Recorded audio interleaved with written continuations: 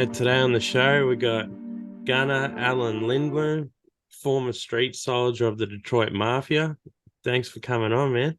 How you doing, mate? It's funny. I've been having a lot of my producer. I'm involved in a TV show, and the producer's from Australia, so I'm getting used to these accents all the time. Never really was, but nice to meet you, man. Thanks for having me on. I don't even like to classify myself as a street soldier for the Detroit Mafia. I was just an associate who was kind of born into that environment, and ended up taking a wrong turn, and eventually ended up in doing bad prison. How young were you when you first started off, like getting into crime?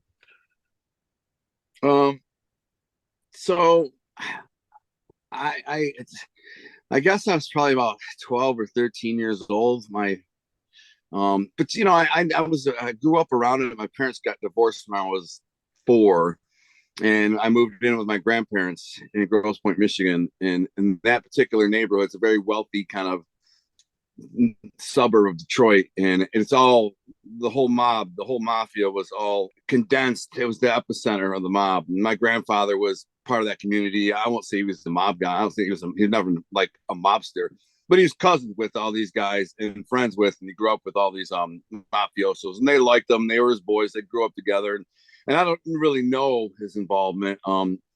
I have a lot of speculation about things that he did over the years. I tend to believe he was kind of a middleman. They used him to relay, orders and messages and move money, things like that. But anyway, so I was when I thrown in that environment when I was really young. I started noticing it when I was really young, especially after like some kid friend of mine who lived on the block said he couldn't hang around me because I was in the mafia. I didn't even know what that was, so I started like asking my uncle Pete, and he told me it's our family. But I started paying a little more attention. But I was a really bad kid. I was a troubled kid from the beginning. I kicked out of all these schools and getting expelled all the time for fighting. I hated bullies, so I was always fighting and getting in trouble. And it's just it was the perfect storm. Basically, my life was the perfect storm to brew up what happened next. And when I was about 12 years old, I wanted this mini bike. My uncle Pete told me how to do it. Just to basically, there's this scam for Jerry Lewis kids. You probably don't know what that is, but there's a famous actor named Jerry Lewis, and they had this. I think it was muscular dystrophy was the ailment, and what they would do is you could go get these canisters and then shake it in front of the stores and stuff. Would you like to donate to Jerry Lewis kids? And I wanted this mini bike really bad. My uncle said, "Yeah, I'm not buying you the mini bike." Now my uncle's a wise guy. He's a young freaking hustler. He's got a freaking $300 tracksuit on. You know what I'm saying? A $600 leather coat, gold chain, all his crews. He got a new Cadillac.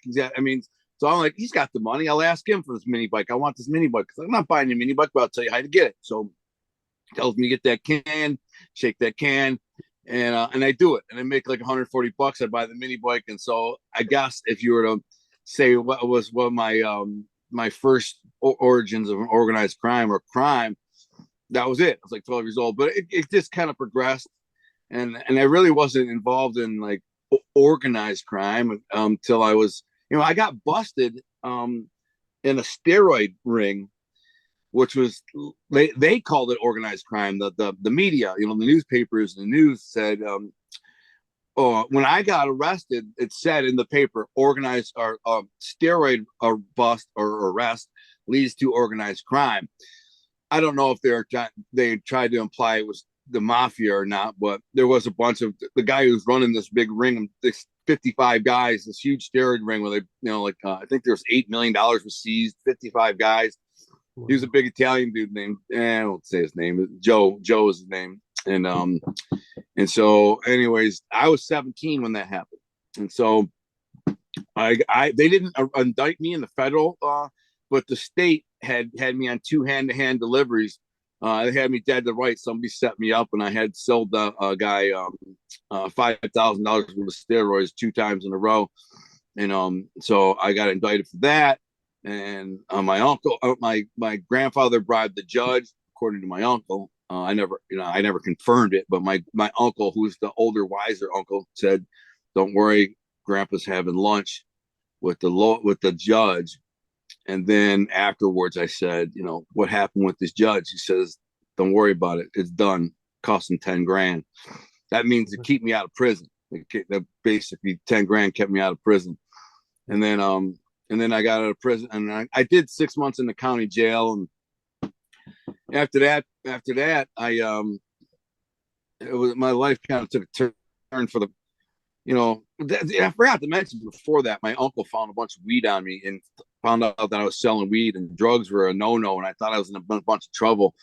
But in fact, when he found all this weed on me, he told me, "If you're going to sell weed, you're going to sell my weed." And he freaking takes me upstairs and takes me out in the garage, and he's got big banana boxes filled with pounds of weed. He says, "Take 10 or whatever it was." I think it was 10. And Wow. so I started selling my uncle's weed. And then again, this was all of evolution. By the time I got out of the county jail for the steroid things, I was 19, 20. I turned 20 in jail, actually. And then there's a famous old mafioso named Tony Giacalone, and he was coming around.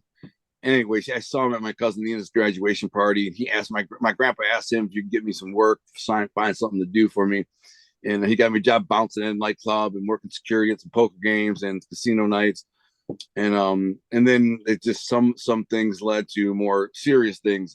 After that, I was a tough kid. So, to paint the picture, I was a young muscle bound kid.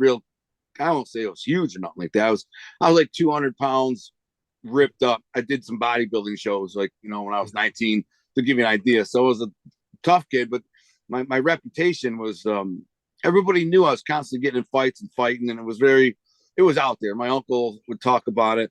My grandfather would talk about it. He would talk about it with his gumbadis, the old men that would come around, and they'd say, "How's Alonzo doing?" And he'd say, "Yeah, got another fight," or, "You get kicked out of this place." Or they'd say, "I heard he busted up Joe Scroy's place," or "I heard he busted up Nicky's place," or so they are all aware of this tough guy image I had. And anyways, that led me to doing some more nefarious work for Tony Giacalone. Nothing crazy, just more like intimidation and collections. I did do a few beatings. That was one was for a guy who he had been abusing his ex-wife, and that was the first one. And after that, it was a couple guys who owed money and were disrespectful to either him or the bookie. And then I just went smashed them, But other than that, I was involved in tons and tons of crime, bro. Tons and tons of crime. But it wasn't necessarily with the mafia. All I did was crime. I mean, it was everything from extortion to robbery to every scam and racket imaginable. If you throw a scam out there, anything, insurance fraud, did it. Stolen cards, was involved in it. Breaking and entering, did it. Larceny rings, did it. Robbing drug dealers, did it. All these different, anything you can name, I pretty much did it. And I never worked a regular job. I take that back. I did work a kind of a regular job. I was put in to shake down this health club for a couple of years. The owner owed my uncle a bunch of money for coke and gambling, so they stuck me in there to skim, because it was actually owned by the cokehead's father. So they stuck me in there to manage it, and I was skimming all this money out of it. But I was skimming for my uncle and skimming for me. So I mean, it was a great job. I was making a ton of money. Yeah, it was one of the best times of my life. For like 2 years, I was making like 200 grand a year. It was great. I mean, just skimming all this money. And then towards the end, I also worked as a sales rep for a home improvement company. But it was like they'd send me on these leads around the city, and I wear a shirt and tie, and I just, be like 2 appointments a day for like 2 to 3 hours. And I was making a ton of freaking money. Plus, I could, when I'm running all over the street, so I can still pick up money, drop off money, pick up weed, drop off weed. I could still extort, I could still rob, I could still do all this crap that I normally do. But I was just like, actually had a job making like 120 grand a year too. So that's the only time I ever had any real job. All my life, I just made all this freaking money off the street scamming. I had a good life. I had on the surface, I had a really good life. When I got locked up, I had a fiance who I'd been with for 13 years. I just bought my second house. It was a beautiful house, in St. Clair Shores. It wasn't like a mansion or like that. It's just, I was only 29 years old. I bought it when I was 28. It was my second house, and it was, it's a beautiful house. It had marble fireplace and nice hardwood floors and beautiful. I just bought it. And toys, cars, and toys and stuff. I had jet ski, jet boat, four-wheeler, dirt bike, ninja, snowmobiles, everything. He did. A couple nice cars. So it appeared that I was living a pretty normal life. But one of the issues that I had, well, I won't get into the whole backstory. Don't bore you, because I'm sure you've got some questions you may want to ask. But I was using drugs at the time and gambling. So towards the end, I was getting high and gambling. And I had my house had been raided the year before, or like 9 months a year before. And when the house got raided, the cops did something really foul. They raid the house, but don't charge me. They say it's pending lab results. I think they're not charging me because they don't have enough evidence to charge me. But everybody in the neighborhood knows I got freaking raided, and everybody I work with knows I got raided. So when they look on the computer, there's no record of me getting arrested. There's no record of me bonding out. There's no record of me posting a bond, arraignment, nothing. So it makes me look like I'm a rat. And the cops did that.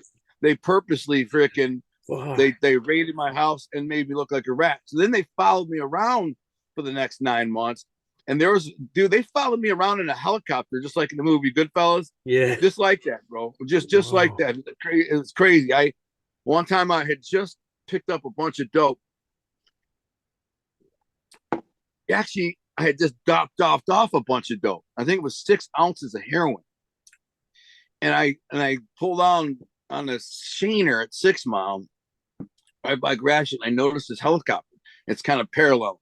So I started driving on Sheener, and this helicopter is literally parallel to me for like freaking 10 miles. So I stopped like at a gas station, right? And just wait an 8 Mile. Stop at 8 Mile. No, I think it was farther. It's probably like Groesbeck or whatever it was. And it stayed there. It's just sat in one place. So then I took off down Sheener again, and I drove for like another 8-9 miles, and it just paralleled me the whole way. So I'm really freaking out now. I don't have any dope on me, but I have a bunch of money because I just sold all this dope. Yeah. So I pull into the subdivision and get behind under a bunch of trees. It was summertime, so it was a lot of trees. And I pull into the subdivision. I pull under some big ass trees to hide. And that mother effing helicopter started circling around, and the branches were flying. It was circling around. People were coming outside, like, what the frick? What the frick is going on? And I was there, a helicopter over the neighborhood, and they were looking for me, man. I was just sitting there hiding. That happened a couple times, so definitely it was me. They were looking for. And then eventually they did charge me with with dope, bunch of dope. It was a lot of dope. It was a lot, a couple $100,000. And I had to rob Peter to pay Paul, because the guy the dope that they had raided and seized, it was a mob guy. All right, he was a cousin of mine. He was, like a friend, good friend of mine. I didn't want to just screw him. Yeah. It was like $180,000. So I find this other guy who's a weed dealer. It's this black dude named Bebe from the neighborhood, and I felt bad because I liked him. He used to be a heroin dealer too, but I talked him out of it. I kept saying, hey, listen, get into the weed business. You can't, it's not much time. It's not as dangerous. Ain't a bunch of killers trying to kill. And I said, you need to get out of the heroin business and get in the weed game. And he did, because he had a plug. Yeah. And then I went over and said, hey, I had 200 pounds of weed. I got a buyer. So give me the weed. And we met, give me the weed. And then I never went, I vanished on him. I paid Angelo, the mob guy who I owed for the heroin, who was my age. And I'd known this Angelo for, like, he was actually a cousin, but we didn't know each other till we were like 20. And we had hung around each other and done a lot of dirt together and been involved in a lot of stuff. And he knew I was a lunatic. Like, he seen me get into some crazy ass beef. One time I told these old mob guys to F off. They tried to screw us out of $12,000, me and him. And I didn't pull a gun on him, but I flashed the gun. I pulled up my shirt. It's like, yeah, you know what I'm saying? You're going to pay us or whatever. And it was a big deal. And Tony Jack had to get involved and kind of basically stop them from trying to kill me. I mean, they were saying they were going to try to kill me. I didn't really care. I said, all right, if that's where they want to go about it, then I'll just kill them first. That's how I said. I'm like, oh, if they want to kill me, then I'll just kill them first, and we'll be done with it, right? I got a lot of guns, and I'm a good shot. I used to say that. But my dad was a gun dealer, so I had access to all these freaking guns, machine guns and crap. And I had a couple loyal homeboys too. I had a couple like really loyal, my crew was more dangerous than their crew, in my opinion. Yeah. Wow. But anyway, so I didn't. They did convict me of that case, but I got a big shot lawyer, and they threw it out. They didn't have any hand-to-hand sale. They didn't have a hand-to-hand buy. I wasn't in the house when they raided it. They didn't have my fingerprints on the dope. They had really nothing but a freaking crackhead. My girlfriend's crackhead brother, Shane, he told them that he saw large amounts of cocaine in the house within the 48 hours. They raided and find large amounts of heroin in the house. But other than that, but he was a crackhead with his credibility was crap. Yeah. Anyway, so I ended up they threw out all that dope, and then they gave me a possession of analogs case, which was like steroids, and I got 6 months probation out of it. So thanks. But the problem was when that happened, nobody would deal with me, and all my crew, who I usually hustled with and made money with, were suddenly like ran for the cover, like what I'm saying, it's like cockroaches in light. Everybody just like, oh yeah, well, good. They don't want to answer my phone. They won't want. I come all around to see them. They're like, what's up? They're all nervous around me. What's up, Al? How's that case doing? You know what I mean? I'm like, what case? They didn't charge me. I didn't get charged with it. So, anyways. Damn, is that because they thought that you might have been talking or something, or was it just they didn't want the heat? Yeah, they thought that I was talking because there was a kid who lived across the street from me. His name was Doug.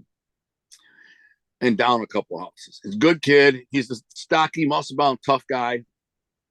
I mean, he wasn't like he was a kid. I mean, he was like my age, but he was a tough guy, and he sold steroids and weed, and he bought it from me. Yo. He was the one who called me. He's the one who called me and said, "Listen, your house is getting raided." He called my girl. He called my girl and said, "Yo, I don't know where Al is, but dude, your house is getting raided." And my girl calls me and it's like, "Yo, what'd you do? What'd you do? What'd you do?" I'm like, what do you mean, what'd you do? She's like, the house is getting raided. There's a bunch of freaking feds in there raiding the house. And I freaking thought I was screwed, bro. Screwed. The crazy part is I had $34,000 in cash in the linen closet, and they didn't find it. Wow. They didn't even find it. That was under some towels. Wasn't even hid that good. And I had a bunch of weed in the garage. They didn't find that weed either because I had dogs. I had a Rottweiler and a German Shepherd. For whatever reason, they were scared to go look in the garage because I had them big dogs out there, and I had like 30 pounds out there. So I don't know. I can't remember how much. It was a lot. It was like 20 or 30 pounds, and that was my backup money, really. Yeah. So anyway, so this kid Doug told everybody, my house got raided. Naturally, why wouldn't he? He's just saying, "Yo, be careful." I mean, I like Al. He's my boy. Al's a good dude, but his house got raided, guys. So just take it easy. They look on the internet like there's no record of the raid, no bond, no nothing. It looks funny. Like, how's he out and about in the street, walking around? It doesn't show he posted a bond. I know the house got raided. I watched him season all kinds of crap. So, anyways, nobody would deal with me, and because of that, I ended up on like a renegade, spree, bro, crime spree towards the end, because I didn't think like you or you or normal people, dude. I didn't think. I thought, well, when you get desperate for money, you do what gangsters do. I don't think about. My first thought was grab a gun and go rob a freaking gas station or something. And that's what I did. I remember the first one. I felt bad about it. There was two girls in the gas station. They're standing there. I walked into the gas station. There's two girls standing there. It was a really cold day, like today, actually. Probably about the same time of year, actually. Literally, it was literally about the same time of year. Late January 2003. I walked in this gas station, and there's two girls standing there, and I didn't want to terrorize them or make them feel traumatized, but I didn't have time. There was nobody else in there, so I just pulled the pistol out, put it on the counter, and said, "You know what time it is?" She's like, "What?" I said, "The money." And I said, "Grab some of them cigarettes up there too." Because grabbed me a couple of cartons of Newport 100s because I knew I could sell them. And And they didn't even freak out or nothing. They were just like, okay, man, it wasn't nothing but a freaking $300 in that register too. Wow. $300. It's nothing. It's like, whatever. And then I just walked out. I had parked around on the other side of this wall. So I just walked out, walked around the corner, jumped in my car, and that was that. And then at the beginning, that started this crime spree that went on for about, I don't know, 2 weeks, man, where I was just like this crazy, doing crazy stuff, trying to survive, trying to pay my habits, trying to pay my bills. It all ended. It's a good story. I'll tell you. It all ended when I'm getting dressed one day, my nice, beautiful house. I'm putting a shirt and tie on. And I go down in the downstairs, and we got this huge mirror in the wall, and I'm kind of looking at it and checking myself. And I got a suit jacket on, and I got a pistol, you know what I'm saying? But I kind of try to hide it. And my girl says, it's bill day. I need $2,200. We split the bills, her and I, 50-50. She wouldn't even take more. If I tried to give her more than half, which I did all the time, she wouldn't take it. She's like, no, I'll pay half. So half of the bills is $2,200. That's for everything we do, everything in our house, all bills, cars, payments, insurance, everything. So I look at my now. I count my money. I got $700. That's all I got. So I walk in there in the kitchen and I hand her $700 and I give her a kiss on the cheek. I said, listen, I'm going to run up to the bank, get the rest. And that was that. That was the last time she ever saw me again as a free man. I went up to the bank and I basically had this package. I walked into the bank. I set this package down on the counter and then walked out, jumped in my car, drove through the drive-thru and said, there's a package on the counter. It's a bomb. It's remote detonated. Here's the detonator, my phone. If you don't give me 75 grand in the next 90 seconds, I'm blowing the bank and everybody in it. Tick, tock, tick, tock. And they sent it out quick, man. Within 30 seconds, and I had a bag of money. It turned out it was only like 20 grand or something, but still. And but they put a tracking device in it. And so I ended up getting busted. I got a huge high-speed chase, huge high-speed chase through like 3 different cities, crashed in the car, get out and ran. The cops caught me and beat my ass. It was horrible, man. 6 cops, 6 black cops, all screaming, why didn't you shoot, white boy? Why didn't you shoot? Because I had a gun. I threw the gun. Yeah. They screamed, why didn't you shoot, white boy? And I'm like, and then I surrendered like this. I'm like, I'm not trying to die. Suicide by cop. And they all run like this one little guy. I always say thought he was Ray Lewis. You probably don't even know who that is. He's NFL football here in America with the football.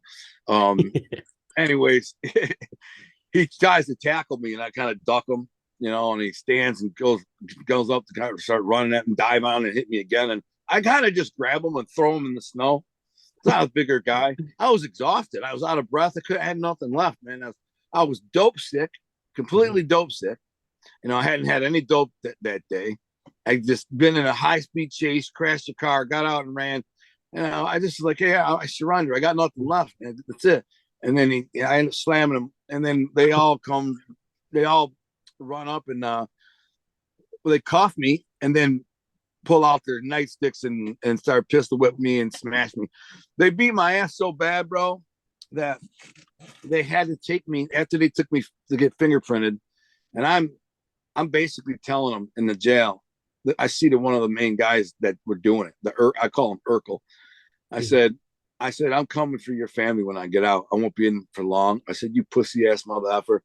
You cuff me up and then beat my ass with 6 of your homeboys. You like to think you're tough guys. Cuff me up, you pussy. I'm about blood dripping down my face, dripping down my head where I had to get stitches, just dripping. I said, man, you punk ass pussy. I'm going to come and kill your family, your whole family. And even the sergeant who was fingerprinting me was there. He knew who I was because he asked me. He's like, you Pete Toko's grandson? I said, yeah. He's like, I know your grandpa. And so they had to take me to Detroit Receiving Hospital. Right from there, they fingerprint me, they booked me, and then they had to take me to the hospital. And the nurse comes in. I'm chained to a gurney. I'm ankle chain and wrist chain to this gurney. And I got about 6 cops surrounding me. And the nurse kind of looks at me. He goes, dude, I have to put you in the CAT scan. I have to give you a full body CAT scan. I don't even know where to begin with you. You're so fucked up that I don't even know where to start.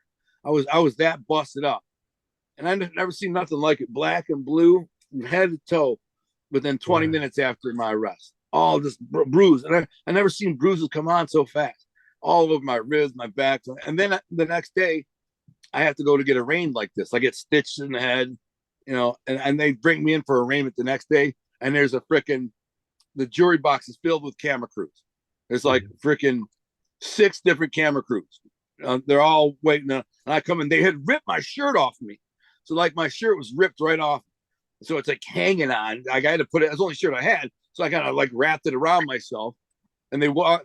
Now I'm cuffed and I'm dope sick now. 2 days no dope, sick with $2,000 a week heroin habit, and I'm dope sick. And they walk me in there, and I'm pale and dope sick and sick. And they walk me in there with a shirt hanging off me, barely hanging on me, and I'm all busted up, black eyes, swollen, black and bruised up, stitches. And they freaking throw me in front of the judge, and the judge sets my bond at $1 million. Wow. And then over the next like 3 weeks, they ended up charging me with like 17 charges, and my bond total was 5.75, 7.2. I guess it's 5,750,700, and it was a 20 on the end. So whatever it was 720,000, something like that. It was 20,000 because one charge, the extortion charge, they gave me $20,000 for it. All the other ones they gave me freaking. The crazy thing is the $20,000 extortion charge was the one that got me the most time. I got 13 years for that, 13 to 50 years for that. Meanwhile, all these other charges, kidnapping and armed robbery and bank robberies and all that, $1 million bond, $1 million bond, $1 million bond. No, it's this little one that got me. Wow. Man, what an incredible story. That's insane. Were you like nervous every day waking up? Like, oh, I got to think of another scam or score to get money, or was that just normal? What do you mean? You said that I did it. What do you mean? Did I wake up thinking that? Yeah, we always stressed out. Oh, I got to get the next thing now. What's next? Or is it just normal? Like, oh yeah, today I'm just going to go and No, do yeah, this. absolutely. It absolutely was normal. Yeah. Every day you'd wake up, and I had like rounds, right? I had a crew, 5, 6, 8 guys. None of them worked. They were all drug dealers or scams, cons, thieves, hustlers, whatever. And I'd roll through the house and be like, yo, what do you got going? How are we going to make some money? Blah, blah, blah. And I sold drugs. I sold weed. I sold steroids. I sell any drugs, really. But I didn't like selling cocaine and heroin. And I did that towards the end because it made me a lot of money, and I needed money because of my lifestyle. I was using heroin. I had just bought this house, my second house, and I had all these toys and cars. So I needed to make fast money. Typically, I didn't like it. The way I would do it with drugs like that is I'd find one customer, maybe 2, but one customer that I trusted, and just sell it to him only. Yeah. This one thing, an ounce of heroin where I might sell an ounce of heroin every 3 days, right? But I only make $500 on it. But $500 every 3 days is a lot. If I get I have other things going on, it all adds up. Yeah. But yeah, but towards the end, man, dude, towards the end, yes, I woke up almost desperate to make money. Yeah. Dude, I could tell you a funny story. One time I just told this story to Armand Assante. Do you know who that is? Yeah, the actor. Yeah, I was Yeah. at his house. Wow, he played Gotti, and he was in Yeah, American yeah, yeah. Gangster. Wow. So I spent 3 days with him, and I was just telling him this story. At the end, it's the only night in my life that I didn't go home. My girlfriend was like, "Oh, what the hell happened? You never came home." I was sitting in a bar down to like $300-400. I had some counterfeit money, right? But counterfeit money's tricky, man. If you try to sell it to the dope man, or you're dope man, you got issues because he finds out you sold them. If you have a good plug on dope, you don't want to give your plug dirty money. So you find some other dope dealers that are like, yeah, who cares? Anyways, I'm in a bar. I'm sitting there at the bar. I walk in there and order it's a place at some little bar off 9 Mile. I'd never even been there before. It was I didn't even know it was there, but it was pretty crowded. It was packed. It had to be 100 people in there. It's like a little bar, like a pub. And I'm sitting at the bar, and the bartender says, "Hey man, you got to buy a drink," because I'm just sitting there like scoping it out. thinking, how am I gonna get some money out of here? Who am I gonna rob? You know what I'm saying? Yep. And I saw purses, I saw different things. I'm trying to watch who's got money, yada yada yada. The bartender says, "Hey man," I said, "No, I'm drinking water, bro. If you had to buy a drink, you're gonna be in here." So he suspected something was amiss too. So I'm watching the money, like watching how much money they're putting in the till, and all of a sudden this guy sitting next to me, he looks at me, leans over and whispers in my ear, he says, "Yo man, what's your deal?" I said, "What do you mean, what's my deal?" He's like, "What are you doing?" I said, "Chilling, bro, just having a drink, whatever." He goes, "Nah, bro." He whispered, "Nah, bro." He goes, "Listen, I do what you do. You're up to something." I look at him like, "But what are you talking about, bro?" He goes, "I could see it in your eyes. You're up to something." So he kind of feels me out. I said, "Yeah, I'm thinking about hitting that till right there." He goes, "You're too late. They just put the money in the safe like half hour ago. Would have had half an hour ago had 3,000-4,000 bucks in it." He's like, "Now it's only got $400." So we ended up going. He said he smokes crack.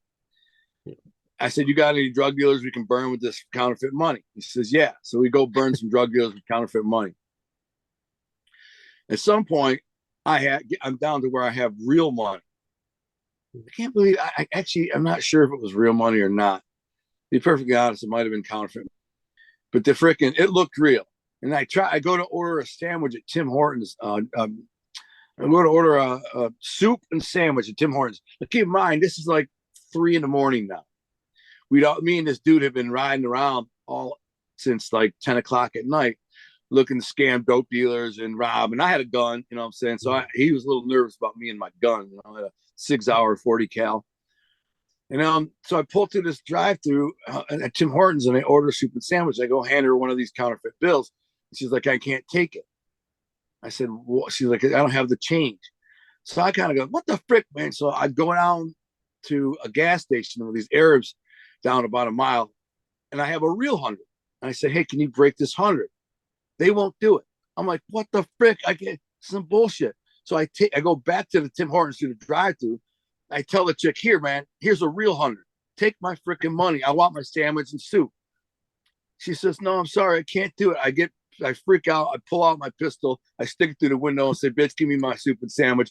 This guy freaks out. He just jumps out of the car and starts running off. And the guy, "I'm out of here, bro. You're out of your freaking mind." She throws the cash register through the window. She grabs the till, throws it. It's only got like 80 bucks in it. She just throws it into my car. I said, "I don't want that. Give me my effing soup and sandwich." And she, like, her hand pops over the thing. She's like, "Here you go." Hands me. And that was wild, bro. So that's how bad I was towards the end, man. Not proud of it. It's not nothing to be proud of. No. Yeah. No. Yeah, no, it's good story, man. That's insane. Like, I'm glad you have changed your ways, but what was it like reporting to like Tony? You said like he took you under his wing, and like, were you reporting to him, or was it just more of a mentor? It wasn't even like that. I Tony Jack, that's where people get confused when I bring up Tony Jack.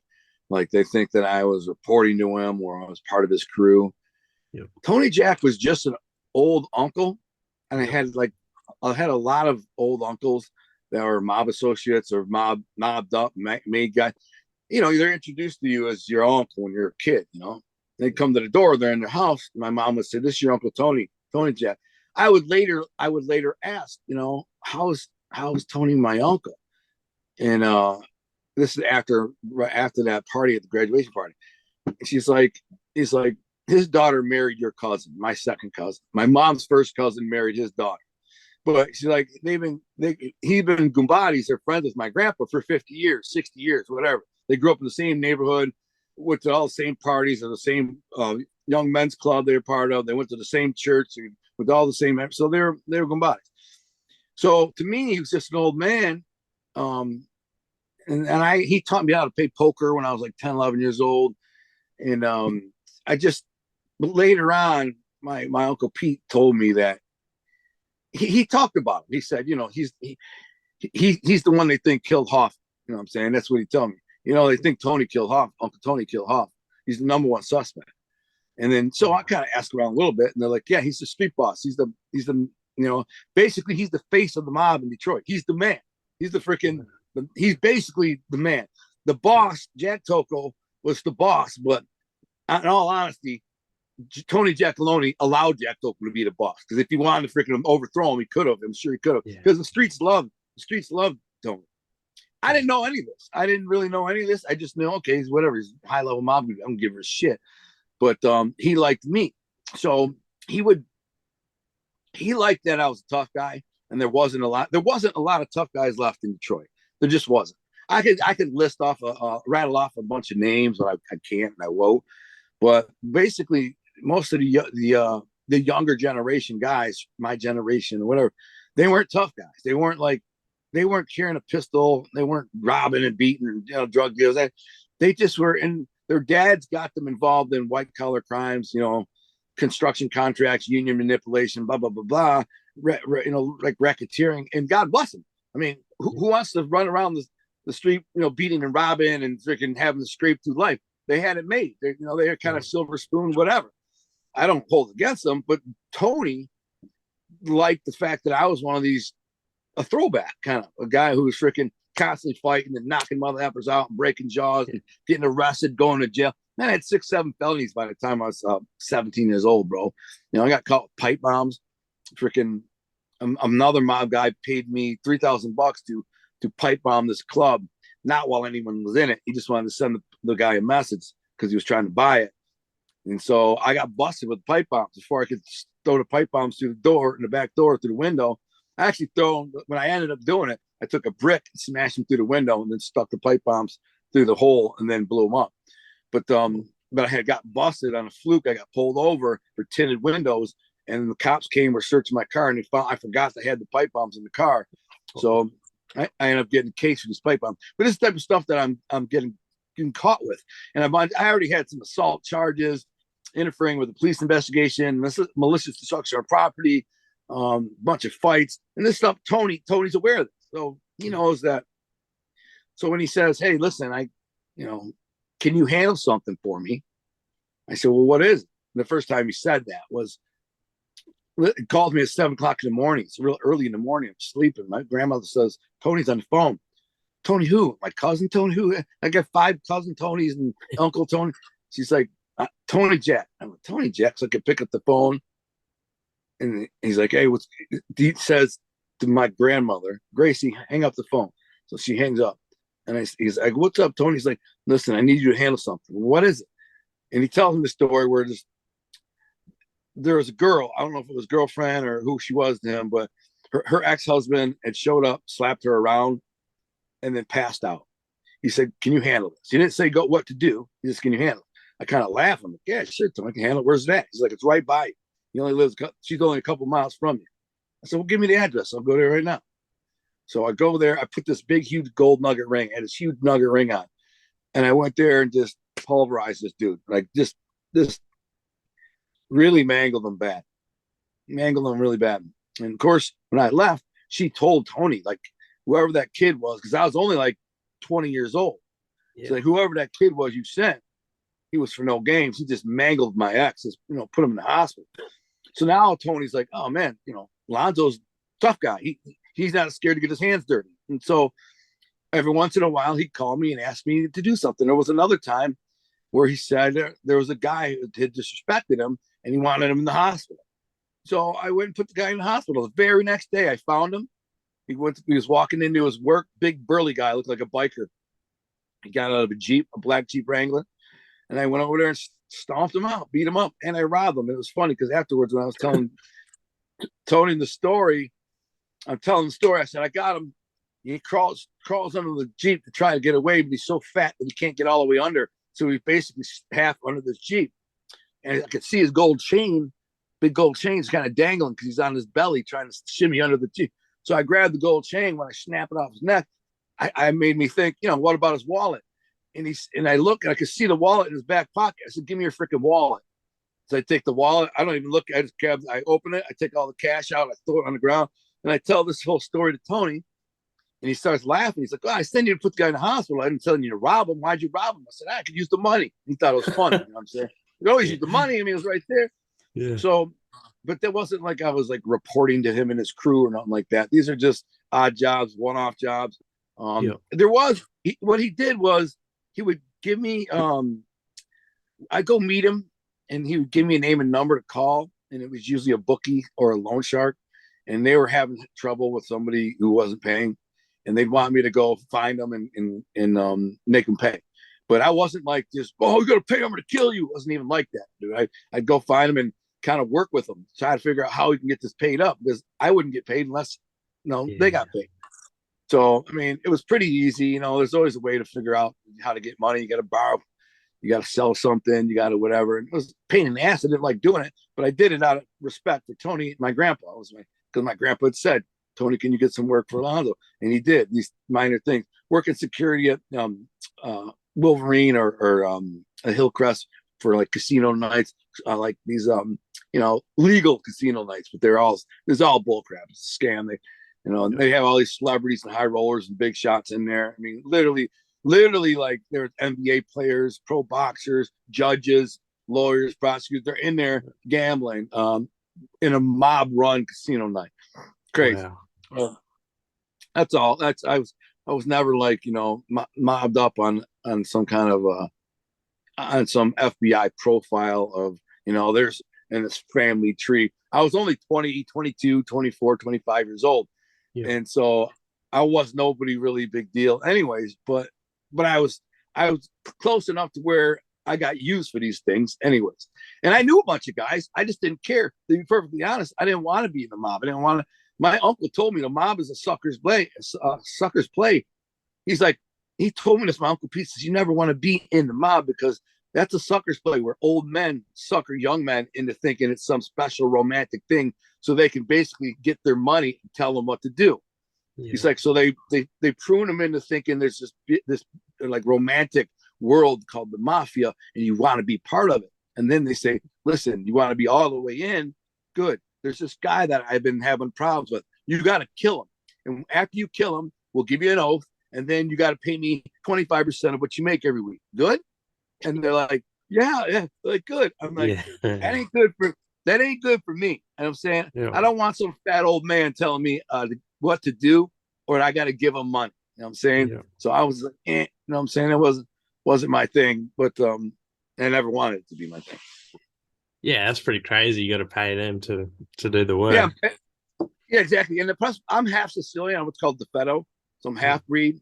I'm not pure Sicilian. So I could never be like, if I would have been half Sicilian on my father's side, then I could have maybe rose to the ranks and maybe I would have taken things more serious in terms of the Mafia. But I was told at a very young age, because I was half Sicilian on my mother's side, I'm never going to be shit anyway. So I was like, oh, all right, well, works for me. I don't really care. I'm just going to make my money and live my life. I said this. I'm writing this sizzle script for this project we're working on, and I remember saying in it, I said, only thing I cared about back in the day was money and pussy. I didn't care about the mob. Yeah, that's cool, man. Well, talking about scripts, how did you get into writing, like your books and stuff? Well, so I when I went to prison, I ended up getting 13 to 50 years. But before I went to actually sent to prison, I was fighting my case in the county jail. And I ended up in the hole for 17 months. When I was in the hole, about 3 months into the hole, I ended up getting jumped by the cops. And they beat my ass. Another scenario where they had beat my ass and I had to get stitches and all this stuff. And I just had this kind of, I had been reading a bunch of books and I wasn't that impressed with the books. I kept thinking to myself, this is Sidney Sheldon and Tom Clancy and John Grisham. And I'm like, these are the greatest writers in the world. I don't think they're that good. I feel like I could do better. Yeah. So, which is, big talk. But so I ended up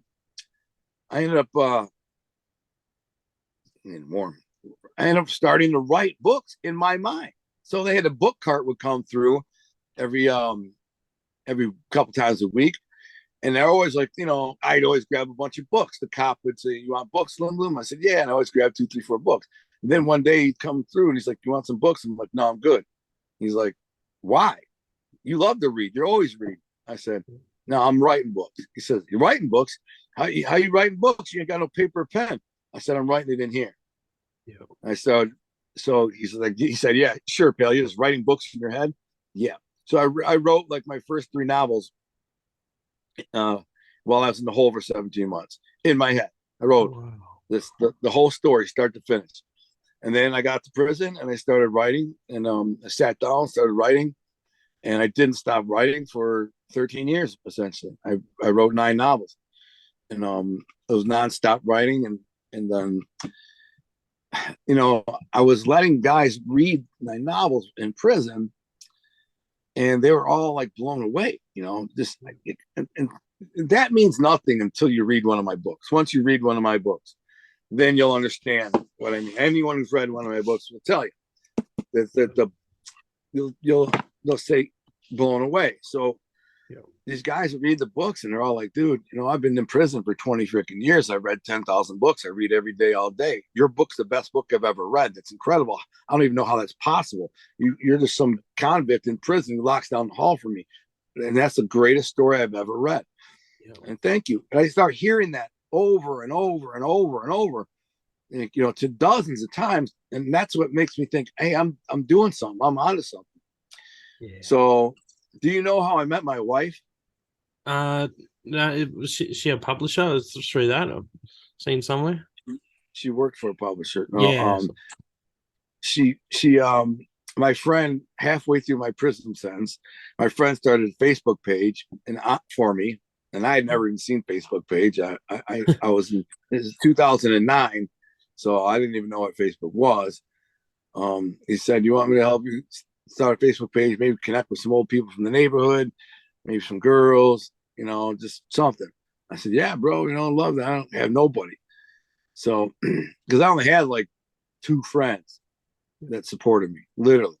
Wow. And they didn't have much money or nothing. They were just kind of like, I could tell them, I could send some pictures and they'd put them on Facebook for me, but that was about it. And they, like cousin Joe, give me a few bucks. Maybe every month or two, he'd send me 30, 40 bucks, which is not much, but I mean, it's better than nothing, whatever you can afford.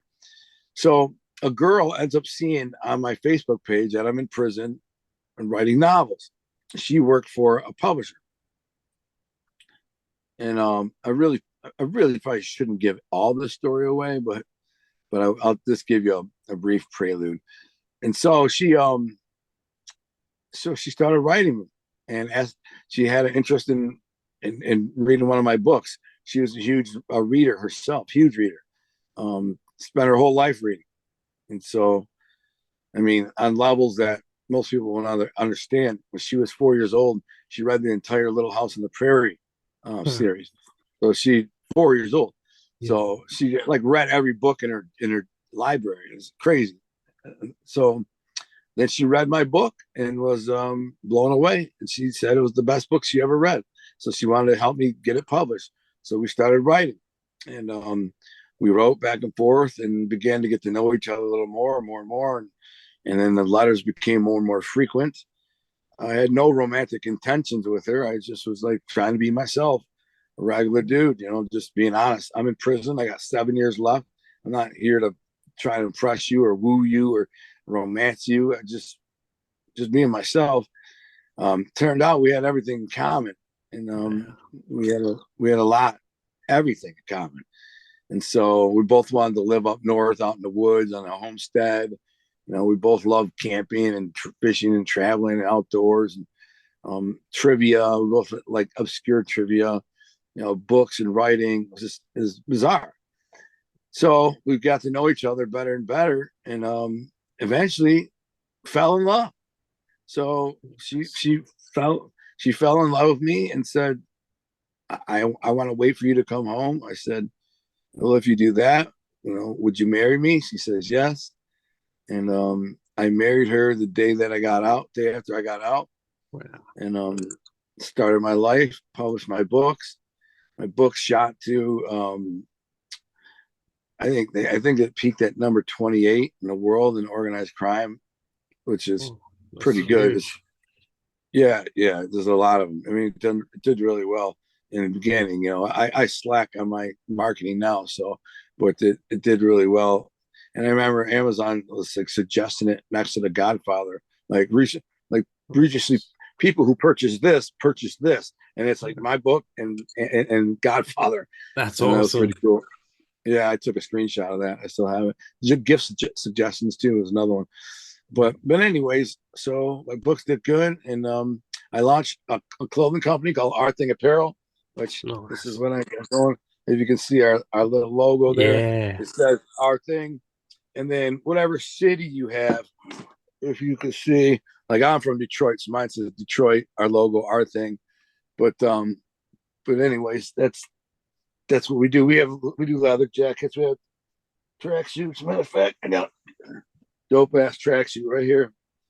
I was wearing earlier in the show. I had the Yeah, that's cool. yeah, we got dope stuff. I mean, we got varsity jackets like this one. We got Yeah. leather jackets.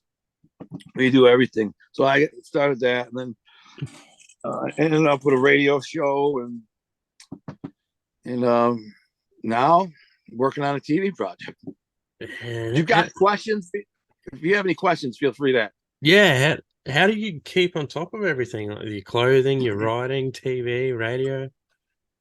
Like, you just It must. ain't easy. It ain't easy. My head's getting cold though. It was warm. It was warm.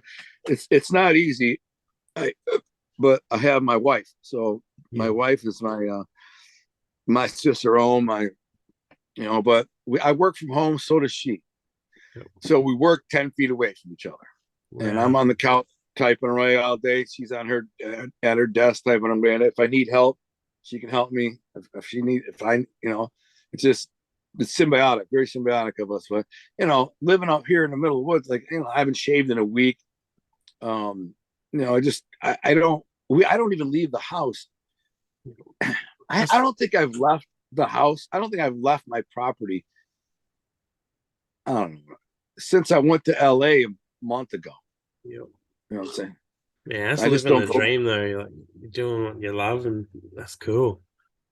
Yeah, yeah. I love it here. I mean, my property is super beautiful. I live on a 20-acre homestead, and Wow. you can't hunt this time of year, so there's no hunting. But typically, like before, up until January, I could go out hunting. I watch deer every night. I climb out my tree stand.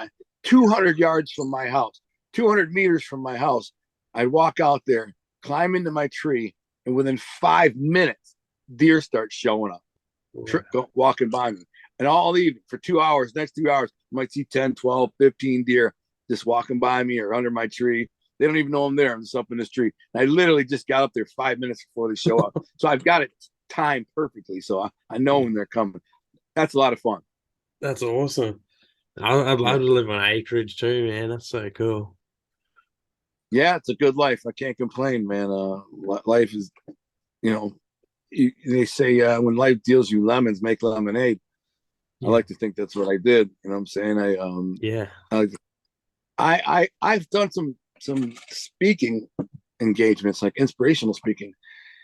One of them was for this group called Entrepreneurs Organization, bunch of millionaires. Really, literally, what they are. It's a group of like 64 chapters of all around the world. I think there's 38,000 millionaires.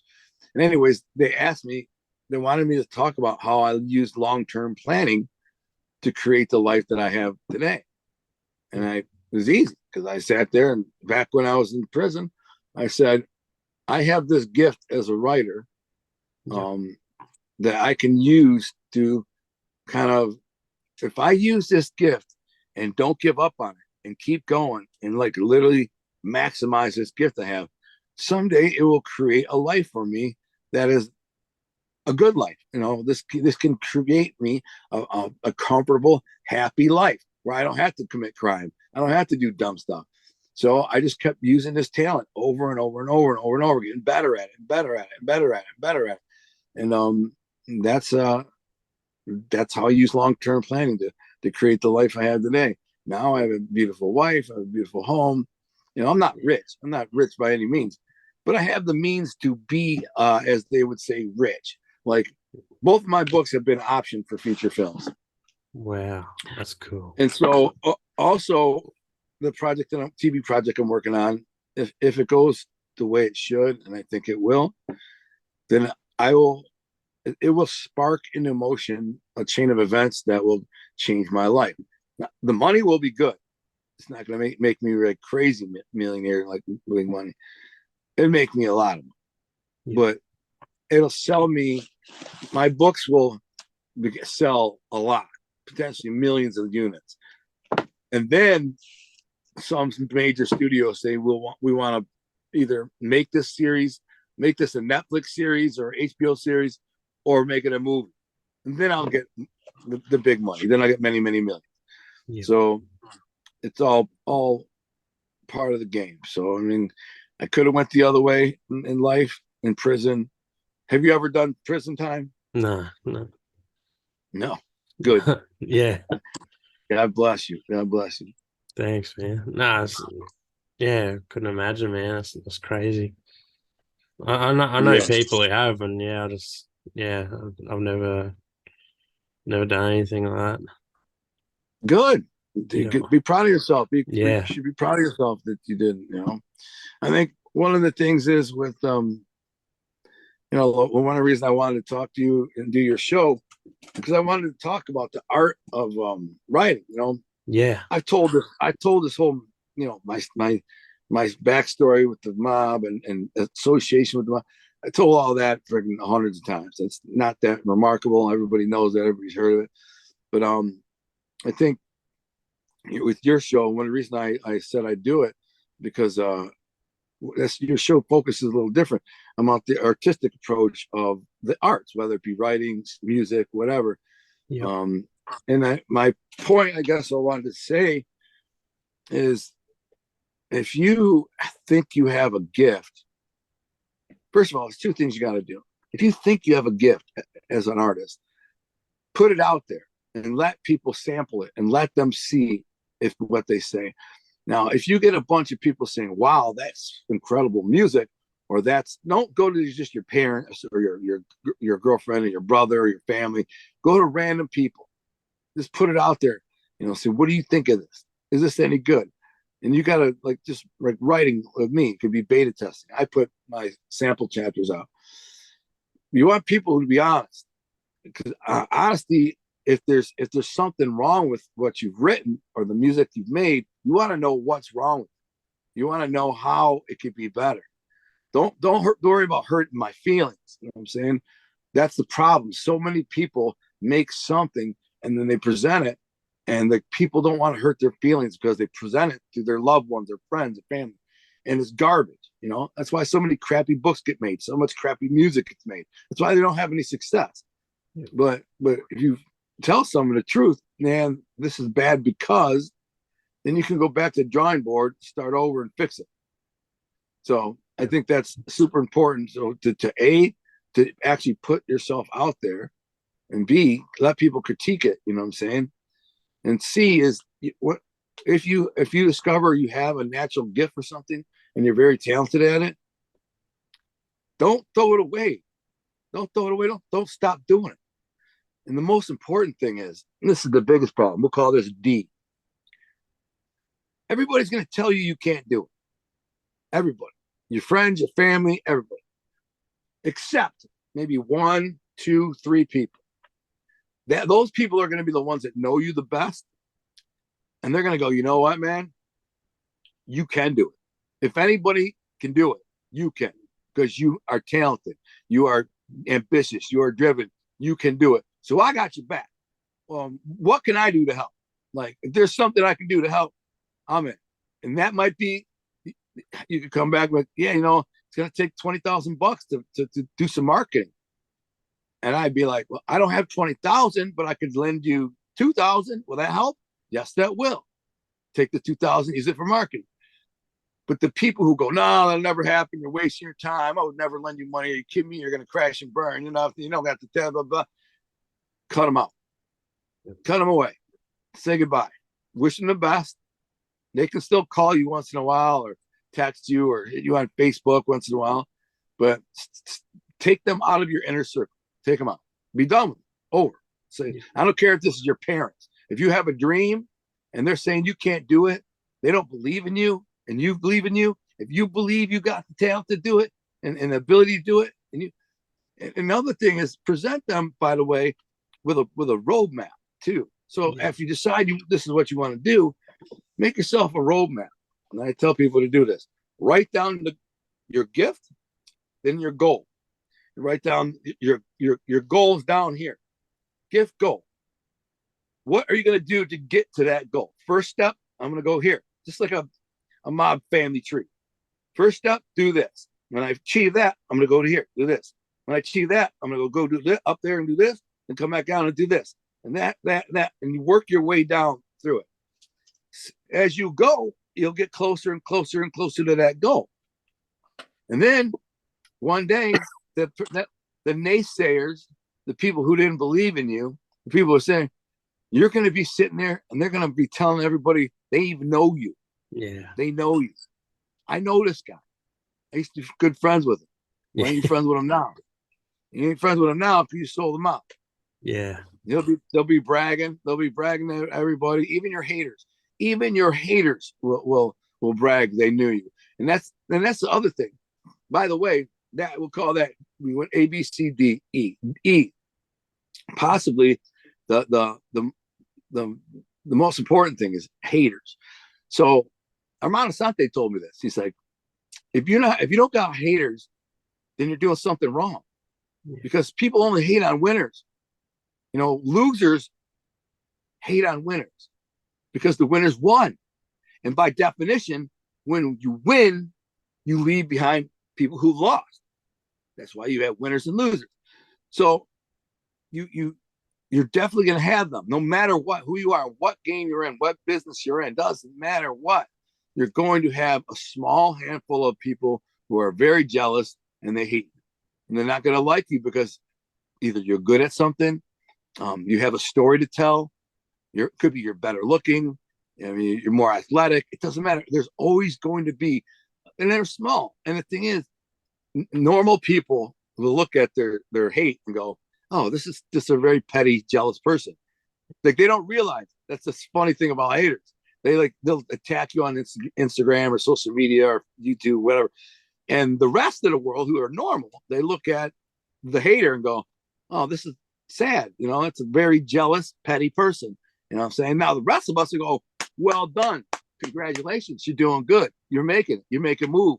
You're on your way up. Keep kicking ass. I'm happy for you. You come a long way. Blah, blah, blah, blah. This is what normal people, they're rooting for you. They're going to be like, yeah, hell yeah, bro. Well done. But the tiny little percentage of simpletons will hate. So the way to I'm approaching them now, I used to engage them and arguing with them. And not even going to. I'm just going to be like, listen, best of luck to you. I hope someday that you get out of your funk, and find your happy place. Hating on me is not going to benefit me or detract me, and not going to do anything for me. So maybe something. And I've said this, like, we've all been down on our luck in a dark place. And at one point or another, I imagine the haters, that's where they're at in life. They're down on their luck in a dark place. They got nothing going on. They're just not succeeding at anything. They have nothing. They have nobody, And so rather than me put them on blast and say that, I'm just like, hey, man, you can turn it around too. You can turn it around too, man. I know you could have you might be having a tough time right now, but whatever. You can hate on me. That's not going to affect me. It won't affect me. My life's still going to be awesome. I'm looking out my window right now. You can say anything you want. I've had them lie about me, make videos about me, just trash me completely. So that doesn't affect me. I still go trout fishing. I still go hunting. I still go four-wheeling. I still live my property. I still live my amazing life with my amazing wife. I still write my books. I still write a script. I still, write a TV series. People say anything they want. They don't realize when the haters doing that, they're just wasting their own time. You know what I'm saying? Yeah. Why would you waste your time hating on another man when you could be spending that time building your own self up? Yeah. It doesn't make any sense. But not everybody sees the world the same. You said you have these kind of simple plebeian type of characters. Like, I don't know why. And YouTube is full. YouTube is Yeah. really full. YouTube is it's gotten to the point there where some particular demographics and genres of YouTube, they're so inundated and so overwhelmed with trolls that a lot of people are leaving. A lot of people who are normal people who just go there to maybe watch a video, or they either no longer comment anymore because there's so many trolls, or they just don't even go there anymore. They're just like, I don't even care. But they certainly don't look at the comments like you used to. Back in the day, you could have comments where there'd be some interaction, there could be some positive engagement. Now it's just trolls with fake accounts, attacking this guy, attacking that guy, saying this, and then once they go back, I mean, it's kind of a waste. And for me, someone like me, I've kind of turned me off. Like it's just like Facebook. I don't really go on Facebook much anymore because it's just kind of a bottom barrel. There's no positive ROI. I still market myself there. I still make some posts there, but not like before. I mean, it's just because of the demographic. I'll give you a quick litmus test to do this. Go to your five most successful friends on Facebook. Pick them. The 5 most successful friends you know. I mean, you don't even have to be like close with them. Just the 5 most successful people you're friends with on Facebook. Go look at how often they're on Facebook. This is a good test. This will give you that. If you're one of these other guys, stop doing it. Yeah. You look on their Facebook page and they're almost never on Facebook. Never. They might have not posted since 2020, 21, 22. Or maybe they had a vacation or a holiday or a birthday or something. That's all they post. Maybe once a year, if that. Now go and think of the 5 biggest losers that you grew up with or guys you were around. Just freaking lose. Everybody has them, so don't feel bad. Go look at them and go look at the 5 biggest losers and see how often they're on Facebook. And I would be willing to bet that 90% of them are constantly on Facebook. They post 2, 3, 4, 5 times a day.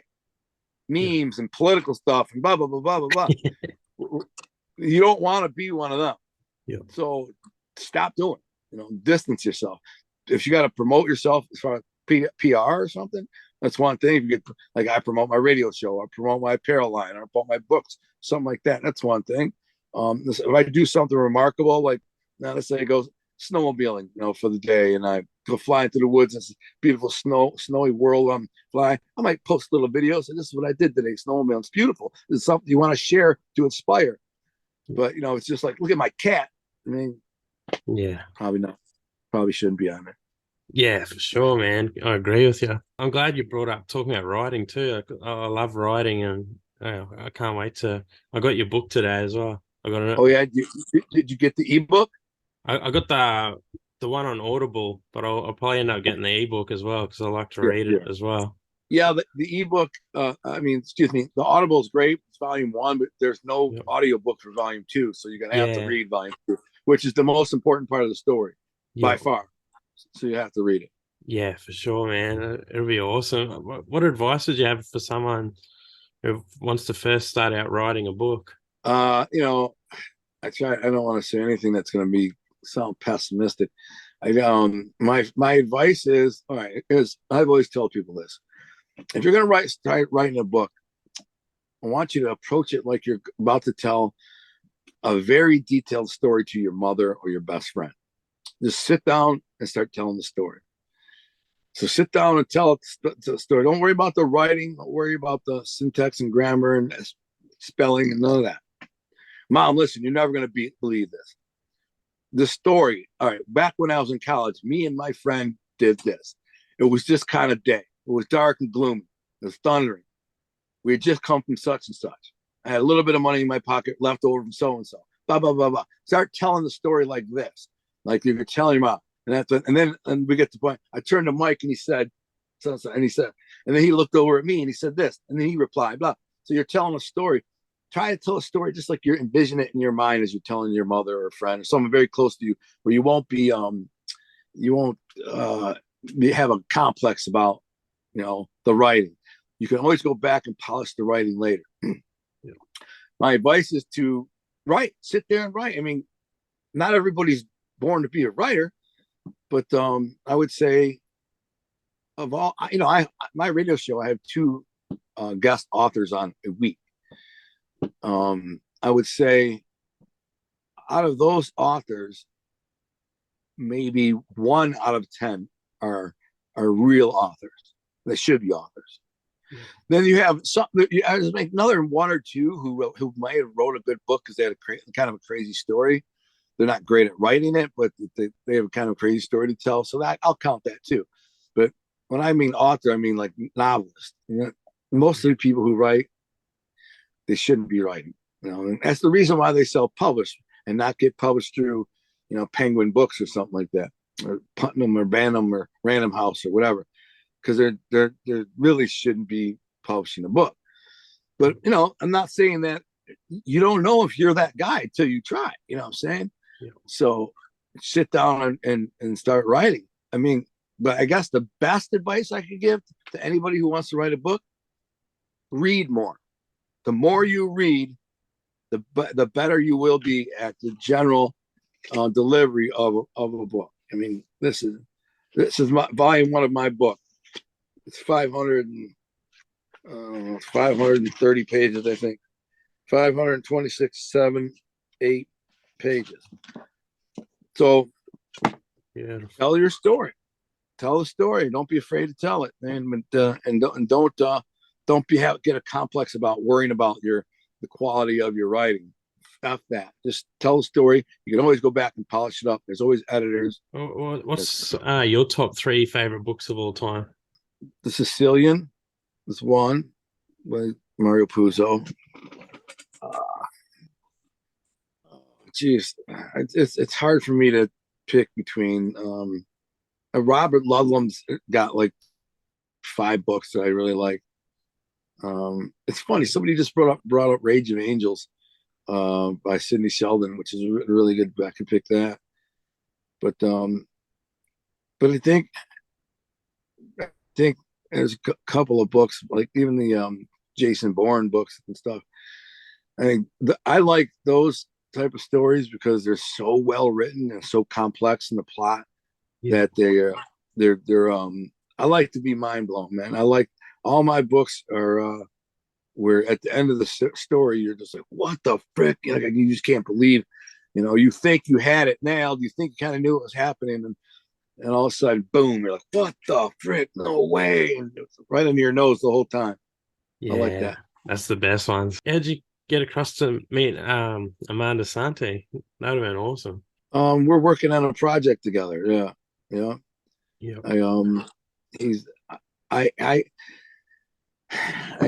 He read my book. He read this book. Wow, cool. And we were kind of associates. And then this project came up, and they were looking for casting, and the producer reached out to him, and it worked out. So he was cast, and he's going to direct too. So it's cool. I got to go. I'll be going to see him again in a couple of weeks. Yeah. But it was definitely interesting spending 3 days with him at his house. That's for sure. Man, he's a good dude. Yeah. He's one of my favorite actors. That would have been cool. Yeah. Just hanging out. I got pictures of me holding his Emmy for Gotti. Yeah, it's sick. I also, there's this chair in the corner that says Gotti. It's like it says Armand Assante Gotti, like it's his chair for the set. One of those sets. And dude, I stayed at his house. I was in a spare bedroom for 3 days. Dude. It's crazy.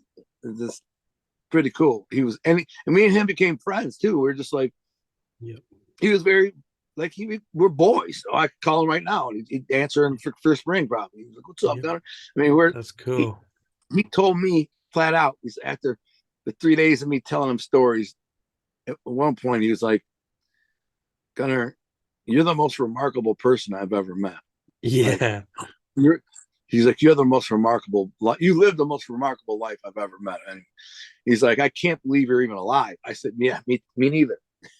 Yeah, man. Because I was telling him some stories, and he's an actor, he's a famous actor. He's not he's not used to hearing crazy ass gangster street stories. Yeah. I think when he said that, when he said that, was telling him how I was robbing a drug dealer. I had given the guy the money for like 4 ounces of heroin, and as soon as he takes the money, puts it in his inside pocket, I pull out a gun, say, give me the coat. And the guy is like, "You serious, bro?" I said, "Yeah, mother. After this be the last breath, if you don't give me the coat." And I had already taken the dope, threw it in the back of my Jeep. So the guy's like, "All right, man." And like he looks like completely like he's okay. So he's pulling off his coat, but as he pulls off his coat, he slips a gun out, starts firing. But he starts firing like as he's coming up. Pop, pop, pop, pop, you know what I'm saying? Like pop, pop, pop, pop, pop. Well, he fires 3 shots. One hits me in the leg, but on the fourth shot hits me in my jacket. I had a leather jacket because I know this because I found the bullet later on. I was thinking like it's a week later. I'm like, what the hell is this in my coat? And it's a bullet. Because I dug it out. Then I realized the bullet had gone in over here and wrapped all the way around in my jacket, zipped around, and came out the other side. It was just like a 25 or something. Yeah, it's crazy. But I did take one in the leg, and I remember telling him that. And so I have my gun on the dude, but the guy caught me off guard. I didn't think he was. All of a sudden, I'm like, "Yeah, wait for this jacket," and all of a sudden, pop, pop, pop, pop. And I'm like, "What the frick?" So then I raise my gun and start shooting. And he runs off, and I'm telling this to Armand, and he's like, "How old were you when you did this?" I'm like, "I don't know, like 22." Like, damn, dude, you freaking lived a crazy freaking life, bro. I'm like, "Oh yeah." I said we could be here for days. You know what I'm saying? Need a movie on your life too, man. Yeah. That Huh? would be. We need a movie on your life. That would be epic. Maybe someday, a movie or a TV series. Yeah, I reckon I reckon it'd have to be a TV series. It'd be awesome. Yeah, like so Yeah, many cool stories. dude. I have on my YouTube channel. I had like 300 stories, right? Short, like these stories, and they're like 45-minute, hour-long stories about crap that I did. And then somebody kept reporting me for disinformation, and YouTube took my channel down, right? And then about, I don't know, a month and a half ago, I get an email from YouTube and says, um, after further review, we've just decided that you didn't violate community standards. Here's your channel back. But and then 2 hours later, they give me a strike for a show where I talked about COVID 18 months prior. Yeah. So what I did was I just went because I talk a lot of shit on all my shows, like about social issues or whatever.